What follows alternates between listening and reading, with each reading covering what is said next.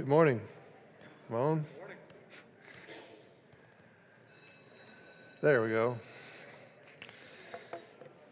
Welcome to our class. Those of you in the auditorium here and those that are watching online, we appreciate your participation in our class. We have just 2 more weeks in this quarter after today, and so as we get closer to the end, we'll be doing a review at the last Sunday. And the scriptures that we'll be covering today, it's a little bit different the way this is broken out, and I'll tell you why. We're going to begin with chapter 27, and then only the first two verses of chapter 28, and then we're going to jump to chapter 30. And the author of the book we're kind of following as a guide divided it up, and that passage that we're missing from verse 2 of 28 to the end is going to be covered next week, as well as chapter 31. So that 28 verse 2 through the end is about Saul meeting with the medium of Endor. And it's kind of one of those things where the scripture's talking about David and what's going on there, and it says, meanwhile, it doesn't say that word, but it's kind of like, meanwhile, Saul is over here approaching this medium of Endor, and we're going to cover that. And then chapter 31 is about Saul's death and Jonathan's death and the end of that kingdom. So today we're going to be covering this area, and it's entitled Living with the Enemy because in part of it you'll see David is actually living with the Philistines.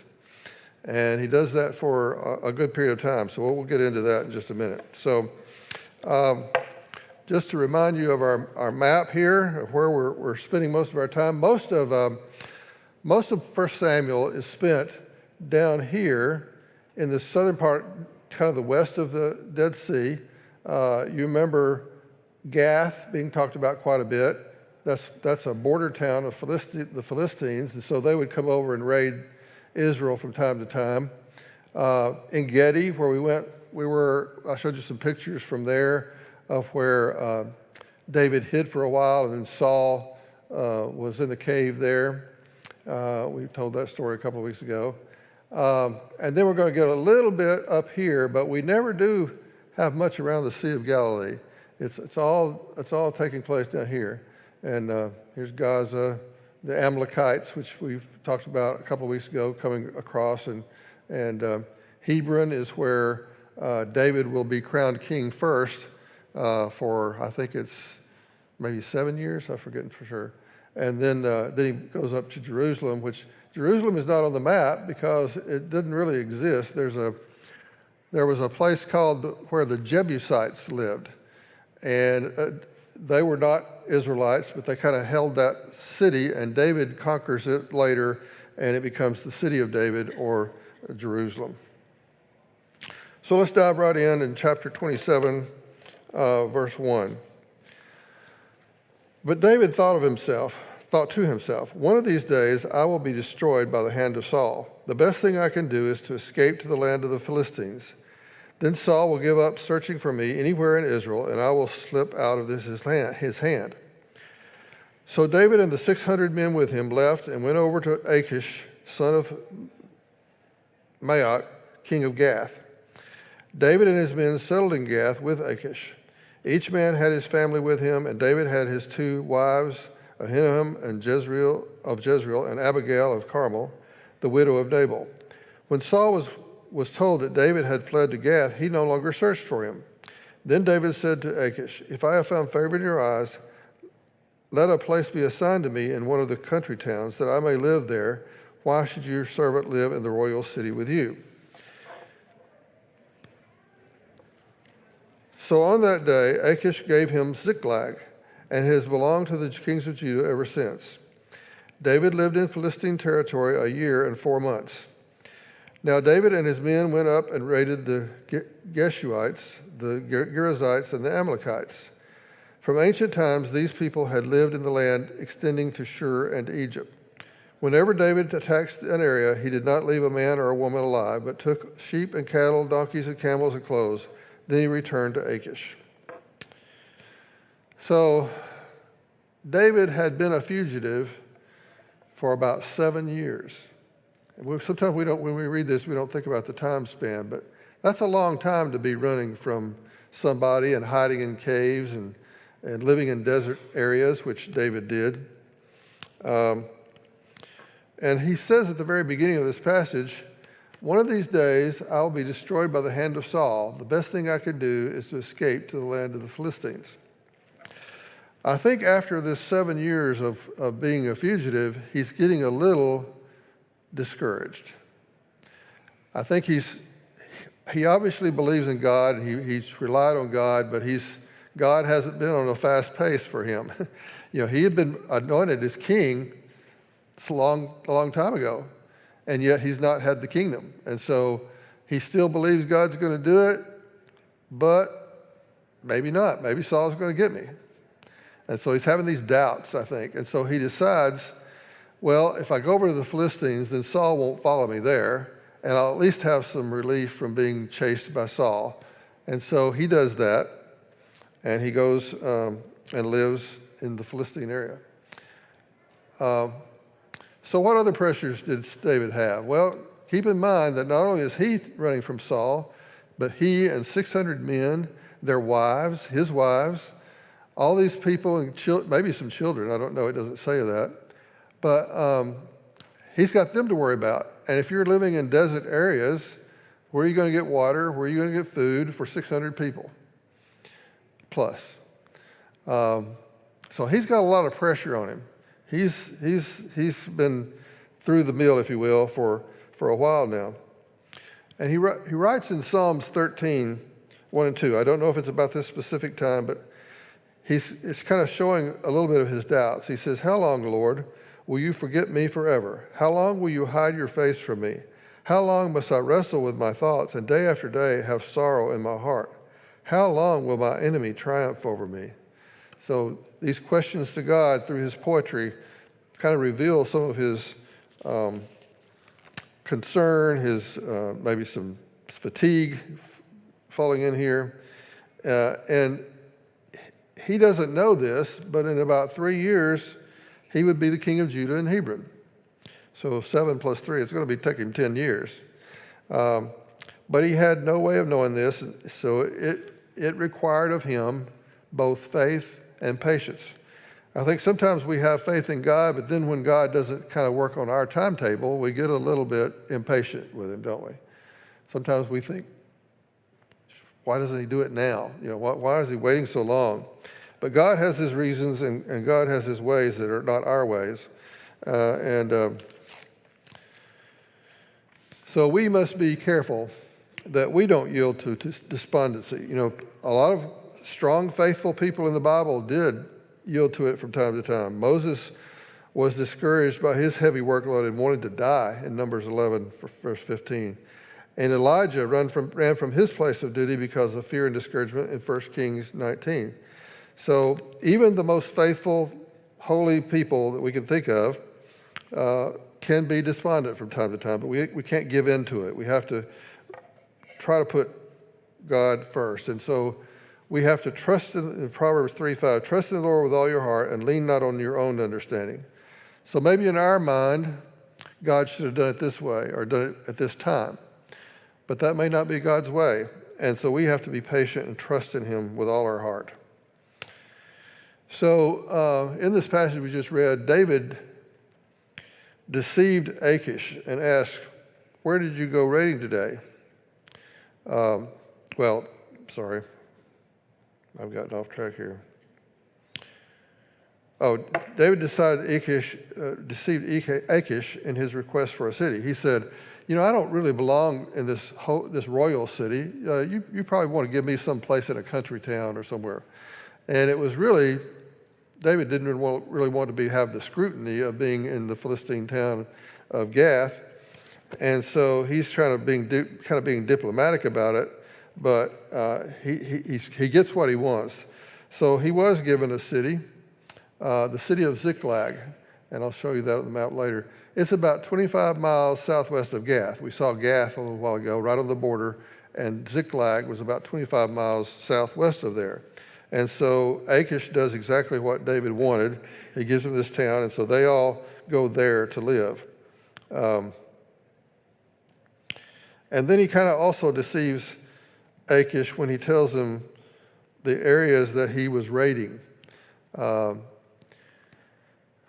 He was really raiding allies of Achish, and they were enemies of Israel. But when he would tell Achish where he had been raiding, he would tell him about Israelite places in Israel.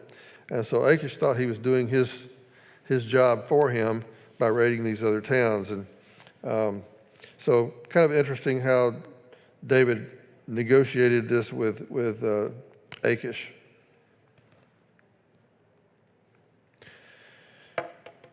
So when Achish asked, "Where did you go raiding today?" David would say, "Against the Negev of Judah." And Negev means dry, so these are mostly desert areas. The Negev of Judah, or against the Negev of Jerahmeel, or against the Negev of the Kenites. He did not leave a man or woman alive to be brought to Gath, for he thought they might inform on us and say, "This is what David did." And such was his practice as long as he lived in Philistine territory. Achish trusted David and said to himself, "He has become so obnoxious to his people, the Israelites, that he will be my servant for life." So again, as I mentioned, David kind of deceives Achish, telling him where he'd been raiding when he was really raiding allies of Achish. And it says that David, maybe in different words, but devotes these villages to total destruction, so that no survivors could come to Achish and tell him who David was really raiding. And we talk, sometimes we worry about this, why do they have to kill the women and the children? And if you remember, when the Israelites came into Canaan, God told them to destroy these places completely because he knew that they worshiped idols and did other evil things, and they were going to influence the Israelites. And they did eventually. The ones that they didn't finish this job on did influence Israel for evil. They married their wives from there and so forth, and they became influenced by those idols, and eventually they'll get exiled to Babylonia.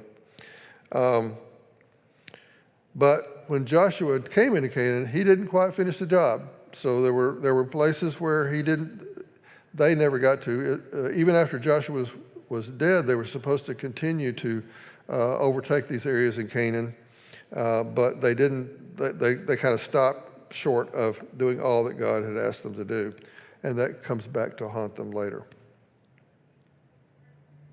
By the way, I should have mentioned this earlier. If you have a question or want to give a thought, please raise your hand or holler at me, and I'll give you time to do that. Beginning in chapter 28, and we'll do the first two verses. In those days, the Philistines gathered their forces to fight against Israel. Achish said to David, "You must understand that you and your men will accompany me in the army."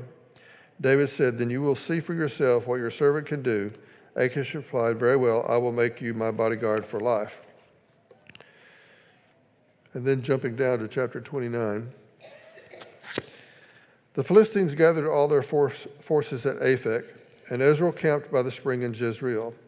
As the Philistines' rulers marched with their units of hundreds and thousands, David and his men were marching at the rear with Achish.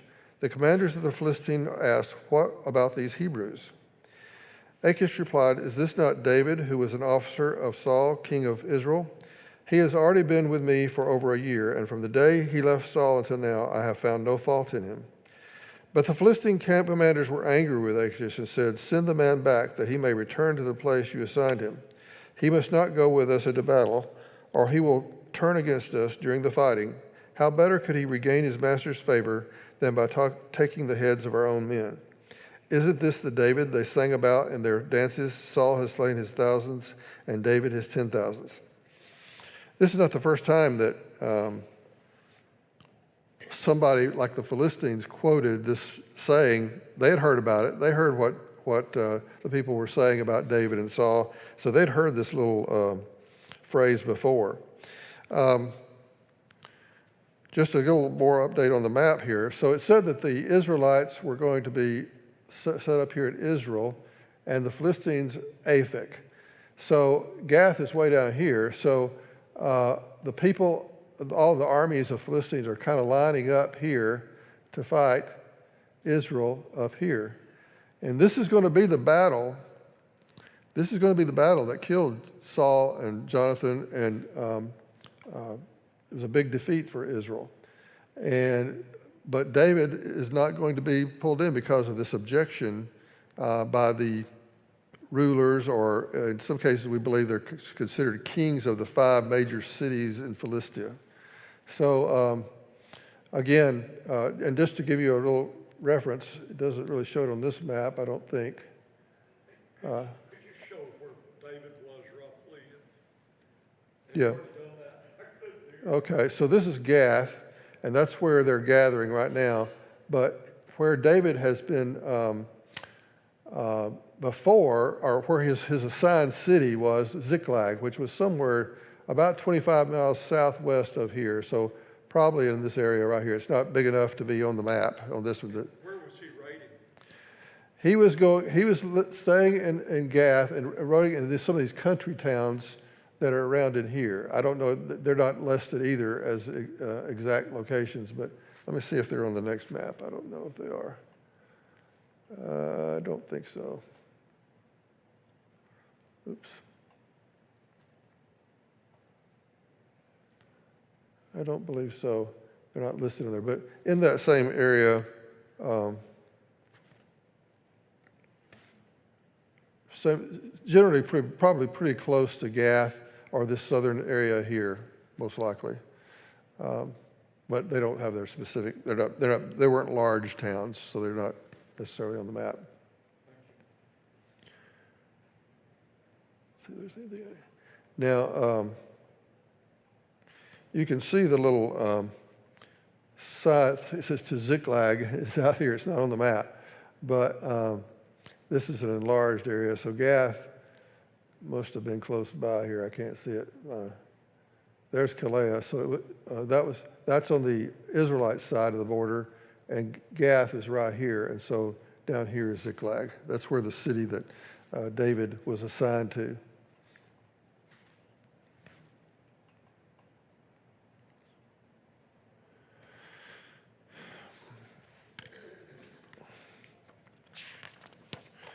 So when the Philistines rulers or military commanders, or in some places kings of the 5 major cities, are preparing for battle with the Israelites, they protested having David and the Hebrews as part of their forces. They said, if we include them in our battle, they might turn against us because their heart may really be with the Israelites and with Saul.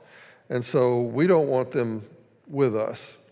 Now, they did it for that reason. I think God's doing it for another reason. He doesn't want David to be killed in this battle like Saul and Jonathan. He wants him preserved to be king. And so God may be the one really making all of these things happen. But in any case, they thought they were doing it because, well, they might be traitors. They might turn on us later. So we don't want them as part of our forces here. I mentioned that already. They were suspicious that David and the Hebrews might still have loyalties to Israel and would turn on the Philistines during the battle. And so David and his 600 men went down southwest 25 miles to Ziklag, and they stayed there while the Philistines went up to draw lines for battle against Israel. So back to verse 6. So Achish called David and said to him, as surely as the Lord lives, you have been reliable, and I would be pleased to have you serve with me in the army. From the day you came to me until today, I have found no fault in you. But the rulers don't approve of you. Now turn back and go in peace. Do nothing to displease the Philistine rulers. He didn't want to make any waves. But what have I done? Asked David. What have you found against your servant from the day I came to you until now? Why can't I go and fight against the enemies of my lord the king? Now, again, I think this is maybe a little tongue-in-cheek by David. He's probably really saying, he probably thinks, I really don't want to go, but I've got to look like I want to go. So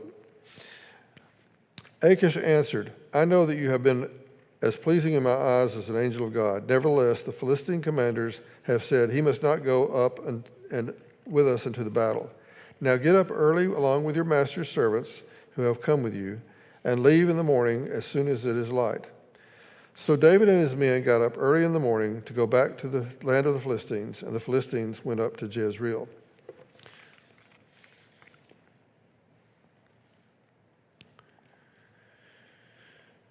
So he's going back to Ziklag. He was up there at Gath where the armies were gathering and getting ready to go up to draw lines of battle. And so David's now going back south from there to Ziklag. And it says, David and his men reached Ziklag on the third day. Now the Amalekites, remember the Amalekites are another enemy of Israel to the south, had raided the Negev and Ziklag. They had attacked Ziklag and burned it, and had taken captive the women and everyone else in it, both young and old. They killed none of them, but carried them off as they went on their way. When David and his men reached Ziklag, they found it destroyed by fire, and their wives and sons and daughters taken captive.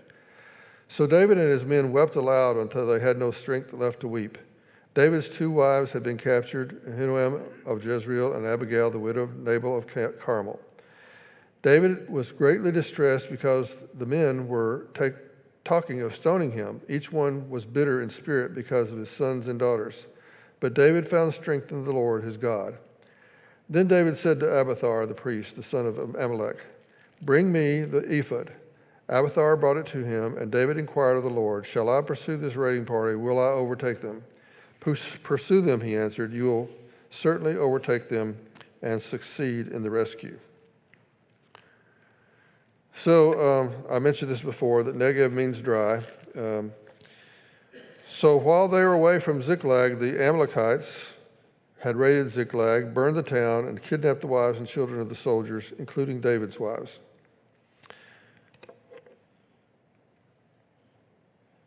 Remember that Saul was supposed to have destroyed the Amalekites earlier, but he didn't. That was one of his first sins that took the kingdom away from him, was these Amalekites. And now the Amalekites, because he didn't destroy them, they're here to give David and his soldiers a problem.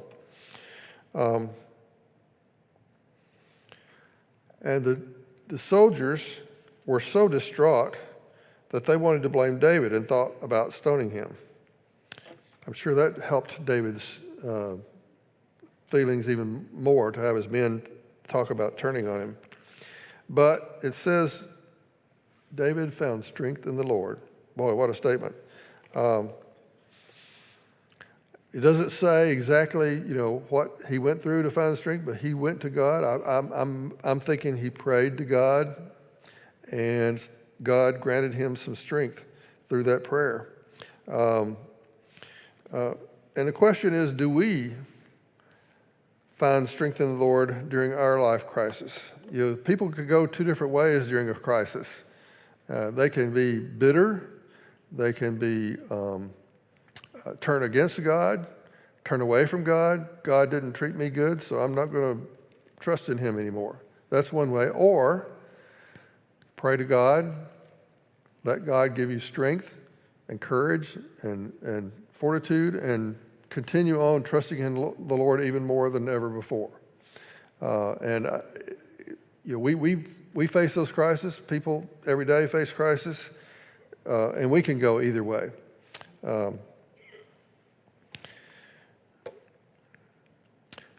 And the other thing that David does here and other places as well, unlike some of the other kings that we'll see later in First and 2 Kings and the Chronicles, they didn't turn to God sometimes when they were facing a big issue, a battle, for example. Often they would turn to some other idol, to some other person, or maybe another kingdom to give them forces from another kingdom, or like from Egypt or other places, to help them, rather than turning to God. And so, and in those cases, it didn't turn out very well for them. But David almost always turns to God. He, we're going to talk next week about Saul turning to a medium, an indoor. That's another way, someone other than God that he's turning to get his strength or to consult with. But David, he calls for the ephod, because the ephod was the apron, remember, that had the Urim and Thummim in it, and that they would ask God questions, and then the Urim and Thummim would respond to them, or would display to them that God was saying either yes or no, or what his plan was going to be for them. And in this case, he consults with the Lord and asks, should I pursue them? Am I going to be defeated when I go, or are you going to be with me? And the Lord tells him, pursue them, and that they would have success. So I appreciate the way that David turns to God and seeks guidance and consultation from him, as opposed to some other source. So continuing on, let's stop again. Any questions, comments, thoughts? Okay. David and the 600 men with him came to the Besor Valley, where some stayed behind. 200 of them were too exhausted to cross the valley, but David and the other 400 continued the pursuit. They found an Egyptian in a field and brought him to David. They gave him water to drink and food to eat, part of a cake of pressed figs and 2 cakes of raisins. He ate and was revived, for he had not eaten any food or drunk any water for 3 days and 3 nights. David asked him, "Who do you belong to? Where do you come from?" He said, "I am an Egyptian, the slave of an Amalekite. My master abandoned me when I became ill 3 days ago. We raided the Negev of the Kerethites, some territory belonging to Judah, and the Negev of Caleb, and we burned Ziklag." So I'm going to go back to the map if I can. That may take me a second.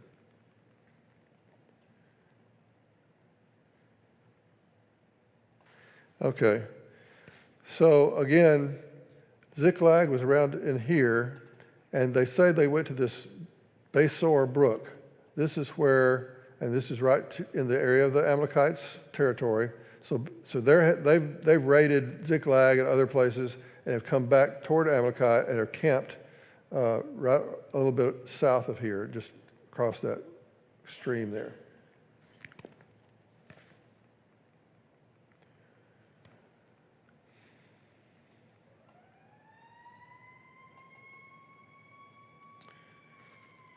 So again, he's talking to this slave of an Amalekite that they found, who had been left for dead, so to speak. And he asked him, "Can you lead me down to this raiding party?" He answered, "Swear to me before God that you will not kill me or hand me over to my master, and I will take you down to them." He led David down, and there they were, scattered over the countryside, eating and drinking and reveling because of the great amount of plunder they had taken from the land of the Philistines and from Judah. David fought them from dusk until the evening of the next day, and none of them got away except 400 young men who rode off on camels and fled. David recovered everything the Amalekites had taken, including his 2 wives. Nothing was missing, young or old, boy or girl, plunder, or anything else that they had taken. David brought everything back. He took all the flocks and herds, and his men drove them ahead of the other livestock, saying, "This is David's plunder."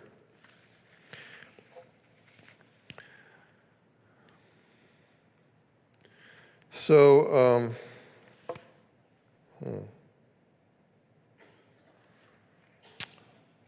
we missed something here. Wonder why they were tired. Yeah, I know, and I haven't read that passage yet.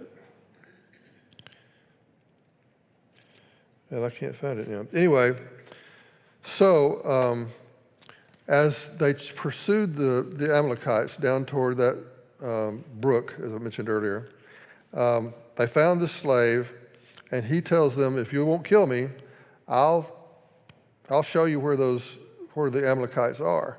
And David said, "Oh, we won't kill you." So he guided them to that place, and there David defeated them. But as they were pursuing, them, there were 200 of his 600 men who were too exhausted to pursue the Amalekites across the valley. And I thought about that, and I said, well, their wives and children were had kidnapped too, so they must have been really, really tired not to want to continue to pursue. And we'll find out later, David doesn't hold this against them. They had been pursuing them for quite a while. They've been fighting them, and they were exhausted. So they stayed at that brook while the other 400 went ahead and pursued them. And God provides a way for David to find and pursue the Amalekites through this slave. So that wasn't by accident either. That was God's hand in that as well. They had left him behind while he was sick, but the Lord kept him alive for his purposes, which was to help David get to the Amalekites and to defeat them. And so the slave does lead them to the Amalekites' camp, and David and his 400 men defeat them and recover their wives, children, and their goods.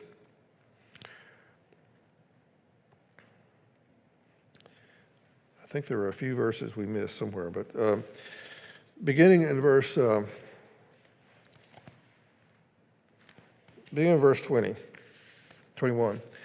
Then David came to the 200 men who had been too exhausted to follow him and who were left behind at the Besor Valley. They came out to meet David, and the men were with him. As David and his men approached, he asked them how they were. But all the evil men and troublemakers among David's followers said, because they did not go out with us, we will not share with them the plunder we recovered. However, each man may take his wife and children and go. David replied, no, my brothers, you must not do that with what the Lord has given us. He has protected us and delivered into our hands the raiding party that came against us. Who will listen to what you say? The share of the man who stayed with the supplies is to be the same as that of him who went down to battle. We all share alike. David made this a statute and ordinance for Israel from that day to this. Let's go ahead and read the next verse too. When David reached Ziklag, he sent some of the plunder to the elders of Judah who were his friends, saying, here's a gift for you from the plunder of the Lord's enemies. David sent it to those who were in Bethel, Ramoth, Negev, and Jatir, to those in Arbor, Sifmoth, Eshtahima, and Rakal, to those in the towns of the Jermelites and the Kenites, to those in Harmah, Bonashan, Athak, and Hebron, and to those in all the other places where he and his men had roamed. I'll let you read them next time. Some hard words there. So when it came to dividing the spoils of battle, David insisted that the 200 who were too exhausted to go to battle, be given an equal share. And I think part of David's logic here is that if it weren't for God, none of this would have happened. And he's very good compared to some of the other kings about attributing the glory of the battle to God and not to himself or to even to his men. You remember Saul was right the opposite. He was always wanting to build a monument to himself and to talk about his glory of being the one that defeated the Philistines in this or that battle. But David attributes his success to God. And so if God is the one that did it and not the men, what's the difference between the ones that went down to battle and the ones that stayed behind? And so again, that idea of God being the one that caused this victory, not the men themselves. They were just tools of God. After all, the victory was because of God. He even shared some of the spoils with those who had helped him while he was being pursued by Saul. So this is probably a good diplomatic gesture that probably served him well later when he was king, but he gave gifts from the plunder to some of these places that helped him while he was being pursued by Saul. So a goodwill gesture, a thank you, a gift, whatever you want to call it, but it was probably went a long way in how those people felt about David. And so sometimes we need to be generous with what we have. The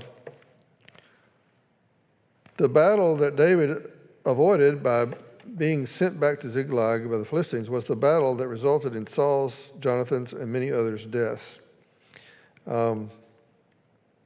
Again, I think God had already said that the kingdom was going to be taken from Saul.